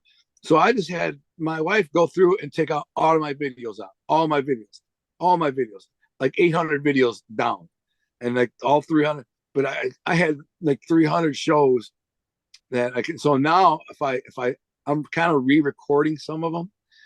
But if I say some of them, I'm making sure because there's always haters saying, "Oh, he said it here this way," but 10 different shows later, 2 years later, he said it this way with this minor detail that was off. Yeah. A 30-year-old story that I'm telling off the fly. I say it a little different. Sometimes I change names, places, things like that to protect identities. You know what I'm saying? I've changed things. So if I said someone's name here or there, sometimes it can be different because anyways. So I said I'm not gonna leave my my videos public. So I'll just trickle them in, one here, one there, one here, one there. And but it's the same because like I said, I had a freaking I have like 25 of them up. So if anybody who listens to this wants to go to my YouTube channel, I have it's Gunner Detroit. I have like 25 shows, older ones and some new ones, but I've been recording newer ones where I started off at the very beginning like I did before. So they're pretty cool if you want to check them out. Yeah, that's awesome. Definitely go and check them out. I'll put your link up as well. I've seen one that you're doing with Larry Mazza. You had him on a few times. Yeah, no, me and Larry we were doing a regular show. We had a regular show called The Game Plan. We did it for like 2 years. It was like once a week called The Game Plan. Yeah. I think we did it Wednesday nights. But But then after my, it's about sports betting. It's about sports handicapping and sports betting. But we just, I mean, I could still do it. There's no ROI. I've got better things to do. You see what I'm Yep. saying? Yep. I mean, YouTube's not paying my bills. I mean, it's fun to hang out with Larry and do a show and talk about the sports handicapping, and we do great. We have a great time together. But I mean, I'm not making no money off of it, so what's the point? I Yep. mean, I should be working on the script, working on 10 Yeah. different things. I own this company. I got radio show. I do book promotions. I'm a campaign manager for novelists, book marketing campaign manager. So I'm always got a million things going on. The last thing I need to do is spend friggin' 2 hours just wasting on YouTube. YouTube is a funny place, man. There's no money in it until you Yeah. get to be like, and then you get 100,000 subscribers and you start making a little bit of money. Yep. Yeah, it's a tough game on there. But yeah, Yeah. definitely you're killing it like with what you've been doing. Do you write every single day? Every day. Yeah. Yeah. Yeah. And what's All your day. process? Like a normal day of writing for you, what's your sort of process? Well, I wake up, I drink some coffee, I check my emails. That could take a while. Um, um, once I text, and then once I check the emails and respond to all those emails, because I have this radio show and I always have author guests who are interested in coming on my show. And there's a process to that. I need to kind of explain to them the format, how it works, and you kind of sift through them and see if they're people that I want on the show or not, or if they want to be on the show or not. And then I look at the project that I'm working on. So I just finished a novel, spent like a year writing a novel, but I finished it like 4 months ago. But I'm not publishing it because it's a political thriller, and it'll be very controversial. And I can't have controversy right now, and I have a multi-million-dollar TV show on the line. You know what I'm saying? Yeah. So I can't have that. So I put it on the shelf. So like today, I'm gonna go downstairs. I'm working on my bio for um, my website needed to be updated.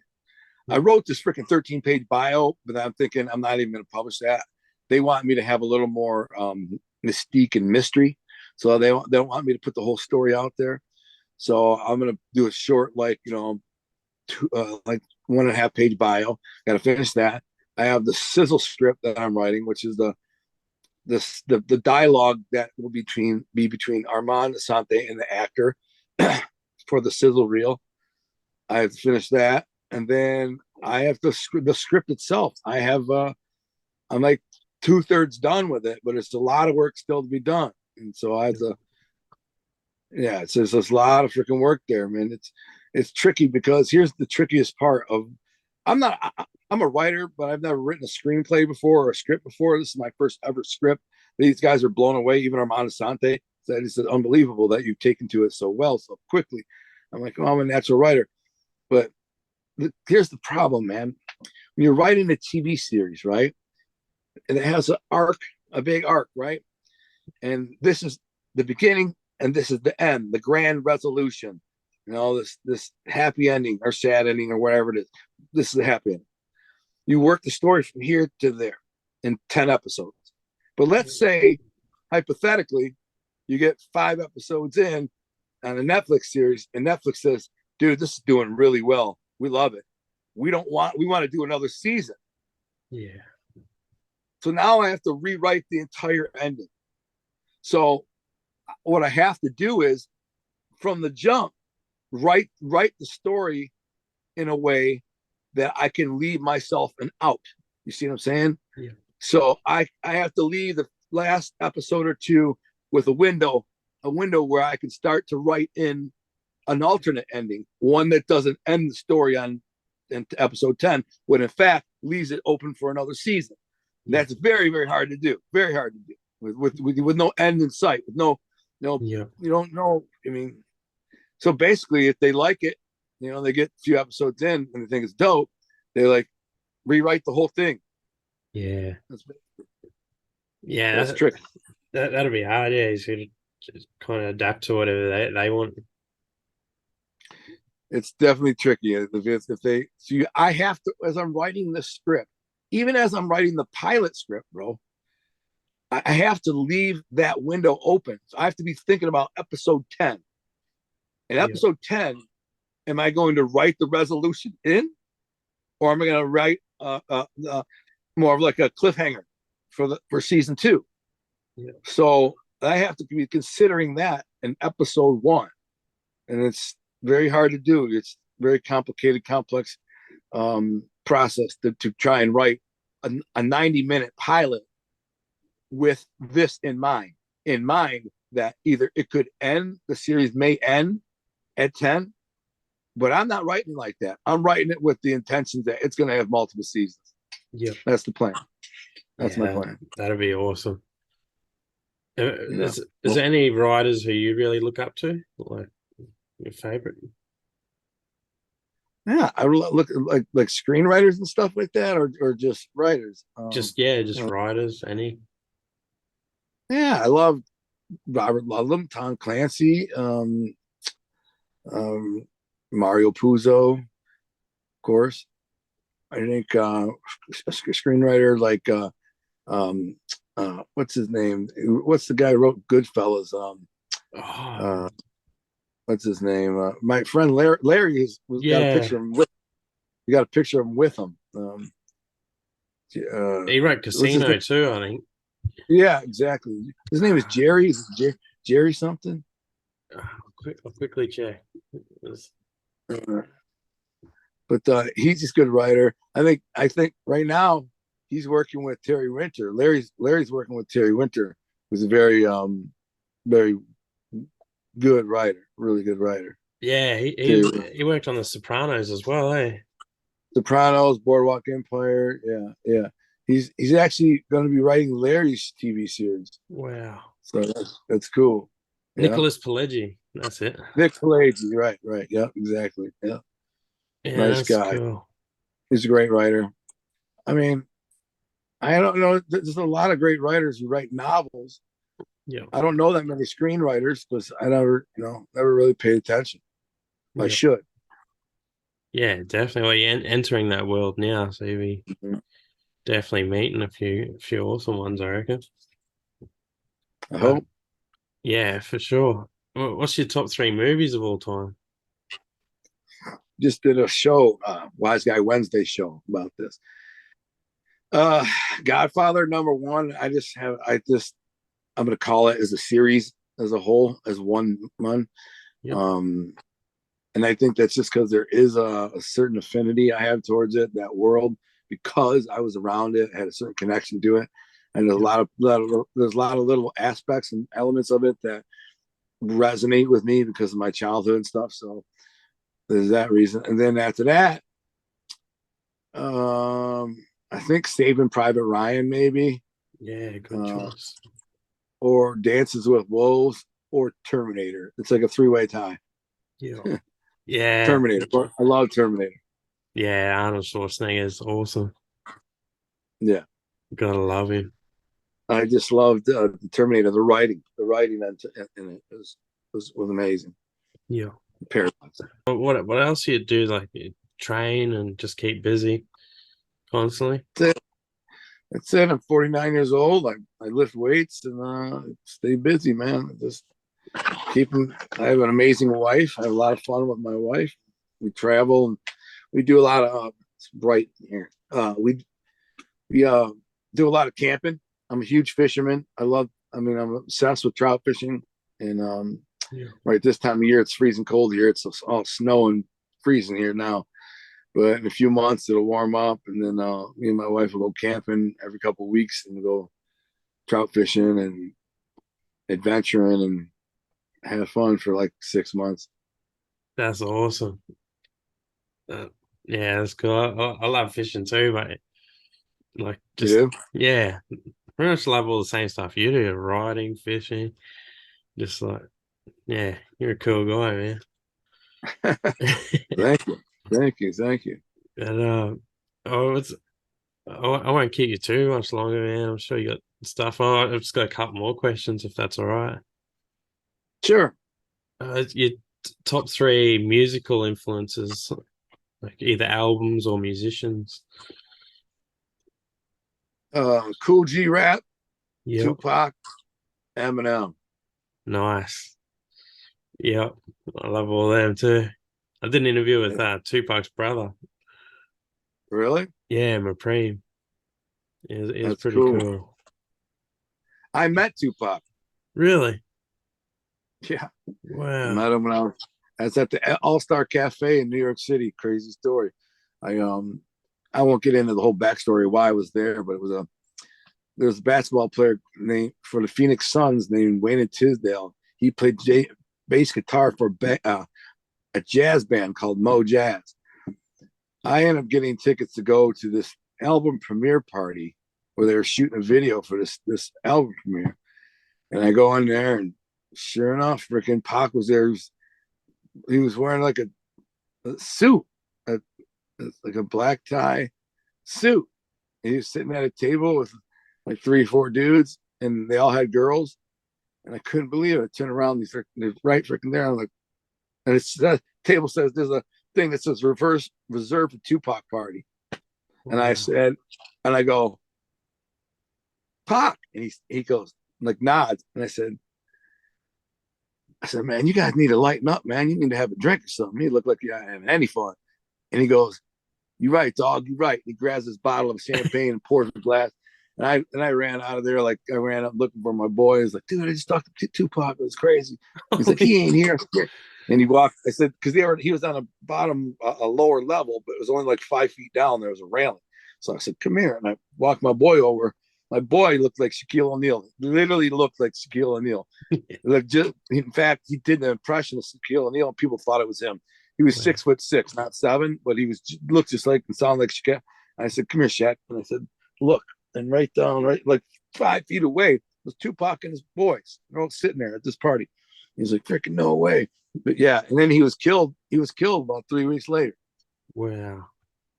That's I was in crazy. Vegas. I was in Vegas when the night that he was killed. That's the Oh, crazy part. holy. Was the Yeah. whole place going crazy that night, or was it just like, No, there was a fight. It was a Bruce Sheldon fight, right? And he it was a Tyson Bruce Sheldon fight. And no, there was cops all over the place. And I remember asking, me and my boys were like, "Yo, what happened? Where's the cop?" And they're like, "No, there was a shootout. Tupac or something got in a gunfight." And we're like, "Yeah, he'll be fine. He'll be fine," but he wasn't. yeah, And that was it. you're so young too. Yeah, you know, 24, 26. Yeah. Anyway, so yeah, I guess those are my three musical artists. I do like Eminem because he's my age. Yeah. He's from my neighborhood. He grew up like 5 miles from where I grew up. We're the Wow. same age. I wouldn't be surprised if he heard of me. If Yeah. somebody went up to Eminem and said, "Have you ever heard of Al Lindbloom?" He would go, "Yeah, I remember that name. I remember hearing of him back in the day." Yeah. He was from Warren. I was in St. Clair Shores, but he definitely knew who my crew, Boys in the Hood. We were in the paper. Everybody knew who it was. I'd be willing to bet if it was a bet thing. Like, how much I'd be willing to bet Eminem had heard of me. Not that he gives a shit about me, but I'm just saying Yeah. if he ever. I mean, but anyways, I'm a big fan of his music. He's incredibly talented. I love anyone who's got that savant gift. He has it. Tupac has it. Cool G Rap has it. So Yeah, definitely. What's the biggest amount of money you've ever seen in your life? the biggest amount of money I ever seen was 1.7 million and some change. It wasn't mine though. Um, but the most money I ever had personally, I think, I don't know. It's a tough question. I mean, there's quite a few times where I had like 40, 50 grand. I think once I had 70 grand Yeah. um, cash. I robbed the Myers one time, and I think I got 50, 60 grand when I robbed the Myers. Wow. Um, yeah, well, my goal was to get like freaking 250, but Yeah. they had the Brinks armored truck had already came and taken all the money. It was on Christmas Day, Wow. and I That did would it have all been by myself heaps. too. I did it all by myself too. Walked in there, and dude, that was a tricky go, and you the only way to get into the safe is you have to have both managers. One has a key and one has a comm, and you Yeah. have to freaking have both managers. So I got them, tricked them both to come into this office, pull the gun out, and said, "Open the safe," Holy. and then made them come. They made one of them come with me when I left to make sure they didn't call. So I Yeah. just till I was out of there. Wow. Yeah, That's crazy, man. it was crazy. What's your goals for 2000 this year, I guess? 2023, my goal is to help assist get this TV series into production. It probably won't be filming for about at least a year. I could be wrong. Could be filming in 6 months, but I'm just gonna say within 12 months to get it to the point where it's definitely happening, 100% gonna happen. That would be my goal. Um, and other than that, it's just enjoy my life, enjoy my wife, keep writing. I might start editing another one of my novels that I wrote in prison. One of the novels I wrote in prison, just so I have something else I can publish. I have this book called Snowman Chronicles about these two big coke dealers. Um, it's a really good story, really amazing story too, amazing. So I'm like halfway done editing it, so I might as well just start finishing editing and get it done. It's a wild story, Yeah. so I might do that. And I like to shoot a big buck Yeah. Nice. deer hunting. Go hunting. Yeah, deer hunter. That's Mm-hmm. cool. Is the editing process take a long time for your books? Oh yeah, yeah, Yeah. it takes a long time. This book that I'm telling you about, Snowman Chronicles, it's it's long, so it's like 700 pages. So I'm gonna have to try to shave some of it out, get it down to like under 600, Yeah. and then yeah, it's very hard. So it's probably, even if I'm halfway done, it's still probably 6 months. I'm a perfectionist. I got to get it. I don't. It's got Yeah. to be perfect. So perfect or not. Then once I'm done editing, my wife will go through it, edit it, proof it. Then we'll give the beta readers. Beta readers will Yeah. read it, see if they can find anything, and it was that's the process. Yeah, that's pretty cool. And I definitely can't wait to read the book that I got today, man. Well, I listened to Enjoy. it, but I'll end up buying it too because I like to read it as well. Yeah, But enjoy. yeah, man. Yeah, I think that pretty much covers everything I had written down. And even Cool. yeah. Thanks. Well, everybody who doesn't know me or wants to check, make sure to check out my books, To Be a King, Volume 1 and 2. They're being compared to The Godfather. People are saying it's the next Godfather. People are saying it's the greatest mafia story that's ever been told. That's the fans talking, not me. I'm just repeating what they say in the reviews. I have a lot of reviews between the two books. Probably I don't know, 150 reviews, or excuse me, more than that, 250 reviews. And so make sure to check them out, and make sure to check out Art Thing Apparel at arthingapparel.com. And I'm also plug myself. All of our gear, uh, get a custom, has your name, as your city. And I just had a guy from Australia buy a freaking $600 varsity jacket, bro. Yeah. And he bought a bunch of stuff, But then he's like, I said, the guy's like a 5X. I'm like, dude, in order for me to make anything on a 5X varsity jacket and with shipping and everything to Australia, I need to charge you like $600 for this jacket. He's like, Yeah. I don't care, I want one. So he want. And I guess my wife said he's ordering some more stuff. So this guy from Australia, um, he loves That's our all. stuff. So That's make sure to cool. check out our stuff, you guys. Definitely check it out. That's you got heaps of cool stuff going on. Go follow yeah, Gunner Detroit on YouTube as Gunner well. Detroit on YouTube, and my Instagram is the real Gunner Detroit, because I had another Instagram that got hacked and scammed. It's still there, but I can't access it. And so the real Gunner Detroit on Instagram, and then I have an author page too on Facebook. Author Gunner Allen Lindbloom. My book To Be a King has its own Facebook page too, with like 5,000 followers. So I just post a little stuff on there too. So check it out. Yeah, that's awesome. Like, we've had Gunner Lindbloom on Thomas Berryman TV. It's been a Yeah. pleasure.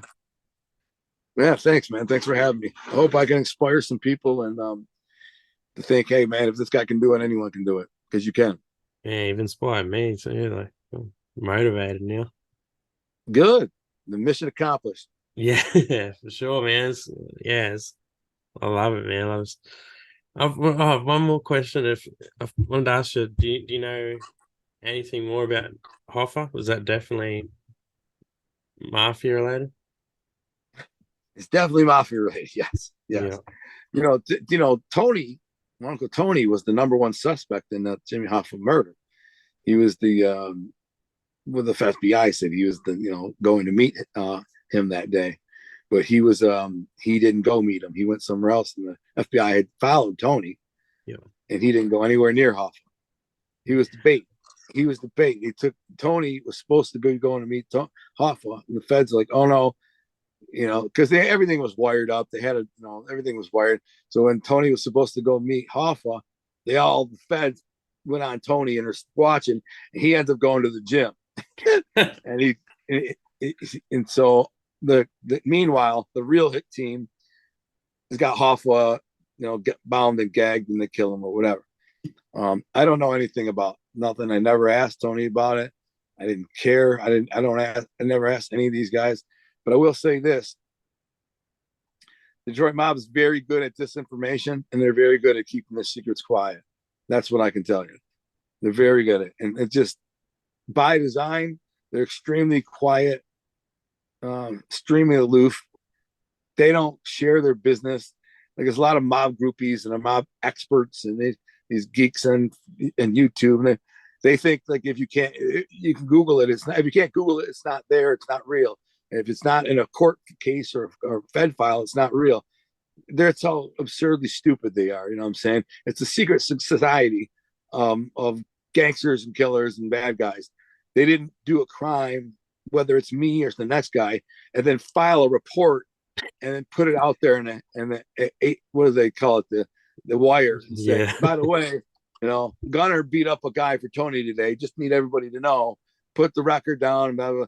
It don't work like that. If I did something for Tony, it was like, do this for me. I said, boom, that was it. It was between me and Tony. Tony probably wouldn't tell anybody, and I wouldn't tell anyone. I might tell one of my closest friends. So that's the only people who would know what I did for Tony are Tony, maybe one or two of my closest friends.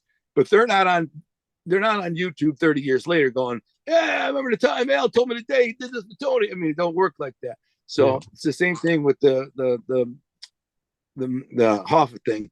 They killed Hoffa and disposed of his body, however they did. And they all decided, you're going to tell this story. You're going to tell that story. You're going to tell this story. You're going to tell that story. And you're going to throw these stories out there and let everybody think whatever the F they want.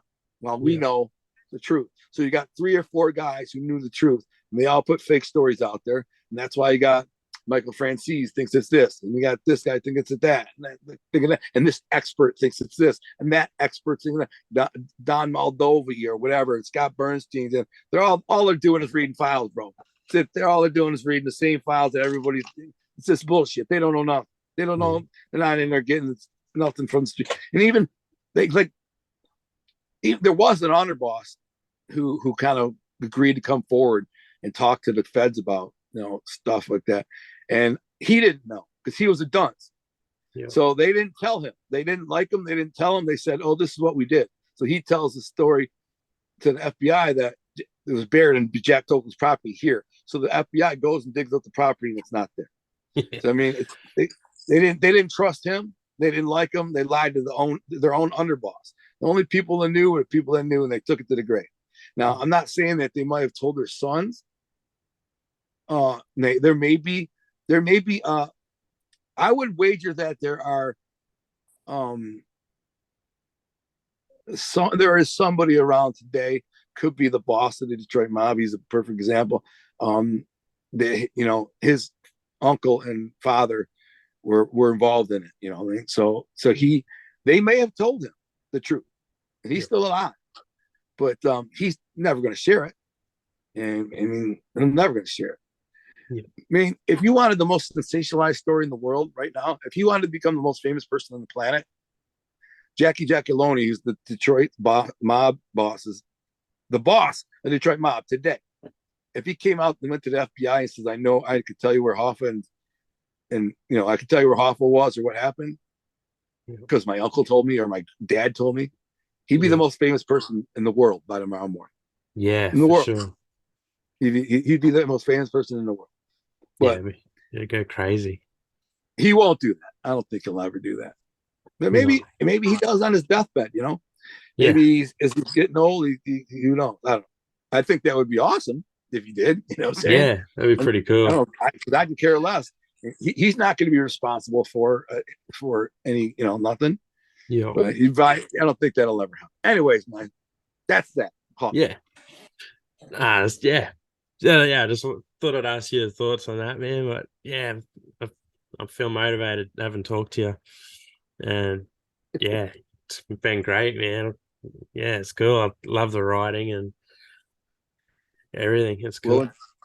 Well, enjoy my books, man, and make sure Sure. you know check them out. Enjoy them. When you're done reading them, leave a positive review. Or don't you have to leave an honest review? Leave it whatever Yeah. review you want. Yeah. 100%, man. Can't wait to read. I'll check them out, man. It's cool.